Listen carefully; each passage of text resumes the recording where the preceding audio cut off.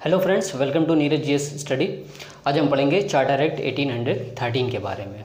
इससे पिछले लेक्चर्स में मैं चार्टर एक्ट 1793 तक कवर कर चुका हूं। जो भी न्यू व्यूवर्स हैं, डिस्क्रिप्शन में लिंक दिया हुआ है, आप जाकर देख सकते हैं। सो बेसिकली इस एक्ट को लाने का क्या पर्पस था। इस एक्ट के तहत ईस्ट इंडिया कंपनी को जो भारत के साथ ट्रेड करने की मोनोपोली दी गई थी, उसे समाप्त कर दिया गया था। इसे समाप्त करने के पीछे रीज़न क्या था? इसका रीज़न था फ्रांस का शासक नेपोलियन बोनापार्ट। और इसकी बैकग्राउंड हिस्ट्री को जान लेते हैं।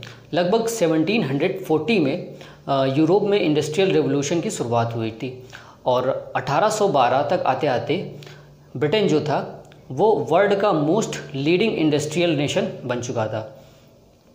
तो 1812 में उस समय फ्रांस में शासक कौन होता है? Napoleon Bonaparte. वो फ्रांस के अलावा बाकी यूरोपियन कंट्रियों को जीता हुआ धीरे धीरे ब्रिटेन की ओर बढ़ रहा था। लेकिन वो ब्रिटेन को सीधे तौर पे युद्ध में नहीं हरा सकता था, क्योंकि ब्रिटेन उस समय बहुत ही मजबूत राष्ट्र था और कई कंट्रियों में उसकी कॉलोनीज थी। इकोनॉमिक रूप से वो स्ट्रॉन्ग था। तो उसने प्लान बनाया कि सबसे पहले वो क्या करेगा, ब्रिटेन को इकोनॉमिक रूप से कमज़ोर करेगा। इसके लिए उसने एक ऑर्डर पास किया जिसे कहते हैं कॉन्टिनेंटल ब्लॉकेड या कॉन्टिनेंटल सिस्टम। इस ऑर्डर के तहत जो यूरोपियन कंट्री थे जिन पर नेपोलियन का कब्जा था, जिसे नेपोलियन ने जीत लिया था, वहाँ पर ये सिस्टम किया गया कि अब वो कंट्री ब्रिटेन के साथ किसी भी तरह का इंपोर्ट या एक्सपोर्ट नहीं करेंगी। तो इस ब्रिटेन के साथ इंपोर्ट एक्सपोर्ट पर उसने क्या किया, प्रतिबंध लगा दिया है। इससे क्या हुआ, जो ब्रिटेन के मर्चेंट थे उनकी परेशानी बहुत अधिक बढ़ गई, क्योंकि ब्रिटिश ईस्ट इंडिया कंपनी को इंडिया में मोनोपोली मिली हुई थी कि वो सिर्फ इंडिया के साथ ट्रेड कर सकती है। बाकी मर्चेंट क्या करते थे, जो भी ब्रिटेन में जो भी प्रोडक्ट बनता था उसे यूरोपियन कंट्रियों में सप्लाई करते थे। अब जब प्रतिबंध लगा दिया गया तो वो परेशान हो गए कि वो अपने प्रोडक्ट्स को कहाँ बेचेंगे। तो जिससे कि उन्होंने क्या किया, ब्रिटेन की जो गवर्नमेंट थी उनसे अपील करी कि अब उन्हें भी इंडिया में ट्रेड करने की परमिशन दी जाए। तो फिर ब्रिटिश गवर्नमेंट ने उनकी समस्या को देखते हुए ईस्ट इंडिया कंपनी की मोनोपोली को समाप्त कर दिया।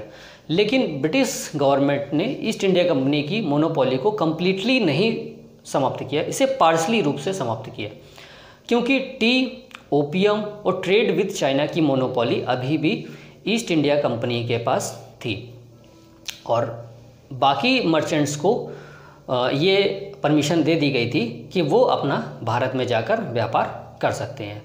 लेकिन जो चाय है वो सिर्फ ईस्ट इंडिया कंपनी ही भारत से लाकर यूरोप में बेच सकती है। इसकी मोनोपोली सिर्फ अभी भी ईस्ट इंडिया कंपनी के पास ही थी। तो इस तरह से ये कुछ इसका हिस्टोरिकल बैकग्राउंड था। अब इस एक्ट के तहत क्या क्या प्रावधान थे, क्या क्या नियम थे। It abolish the trade monopoly. तो ये हमने देख लिया कि ईस्ट इंडिया कंपनी की मोनोपोली को पार्शली रूप से समाप्त कर दिया गया था और अब ईस्ट इंडिया कंपनी को चाय, ओपियम और ट्रेड विद चाइना की ही मोनोपोली थी और बाकी सभी ब्रिटेन के मर्चेंट्स को ये परमिशन दे दी गई थी कि वो भारत में जाकर अपना व्यापार कर सकते हैं। इसके अलावा it provide for the spread of western education and spend 1 lakh. इसके तहत ये प्रावधान किया गया कि अब ईस्ट इंडिया कंपनी क्या करेगी, जो भारतीय एजुकेशन सिस्टम है उसमें हर साल 1 लाख रुपए स्पेंड करेगी उस एजुकेशन सिस्टम को सुधारने के लिए, उसे बदलने के लिए, ताकि वो जो इंडियन हैं जिनको वो एजुकेट करेगी उन्हें वो निचले पदों पर, जो कि ब्रिटिश ईस्ट इंडिया कंपनी या ब्रिटिश गवर्नमेंट्स को उनके कामों में मदद कर सके। तो इसके लिए उसने एजुकेशन सिस्टम में सुधार के लिए हर साल 1 लाख रुपए स्पेंड करने का प्रावधान रखा। It allowed the Christian missionary to come to India for the purpose of enlightening the peoples. इसके तहत क्रिश्चियन मिशनरीज को ये परमिशन दे दी गई कि अब वो भारत में आकर अपने धर्म का प्रचार प्रसार कर सकती हैं। It gave the more power for the court in India over the European British subject. So इस एक्ट के तहत ये प्रावधान किया गया है कि जो कोर्ट है उसके दायरे में अब यूरोपियन भी आएंगे।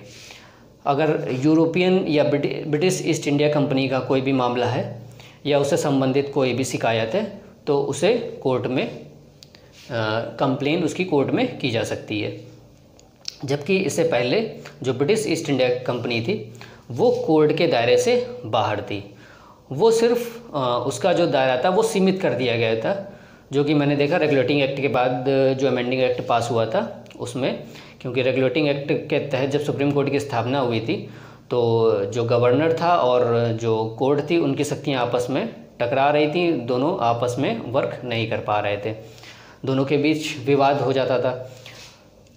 तो जिसके तहत उसकी कोर्ट की जो शक्तियाँ थी उसको सीमित कर दिया गया था। उसके दायरे जो ब्रिटिश ईस्ट इंडिया कंपनी थी और गवर्नर जनरल था उसके दायरे से बाहर कर दिया गया था, और जो वहाँ की जो बंगाल की जो जनता थी सिर्फ वही उसके कानून की सीमा में आती थी।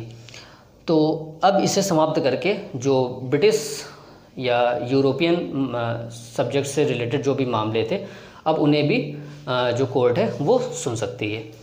और earlier the court used to convict Indian subjects only. इसके बाद it authorise the local government in India to impose the tax on person and they could also punish the person for not paying tax. तो इसके तहत ये कानून बनाया गया कि जो लोकल गवर्नमेंट है वो वहाँ के लोगों पर टैक्स इम्पोज कर सकती है, टैक्स लागू कर सकती है, और अगर वहाँ के पर्सन्स टैक्स नहीं देते हैं, टैक्स पे नहीं करते हैं तो उन्हें लोकल गवर्नमेंट पनिश भी कर सकती है। तो ये कुछ प्रावधान थे जो कि चार्टर एक्ट 1813 के तहत किए गए। अब इसके बाद हम नेक्स्ट लेक्चर में पढ़ेंगे चार्टर एक्ट 1833 के बारे में। So thank you for listening, have a nice day.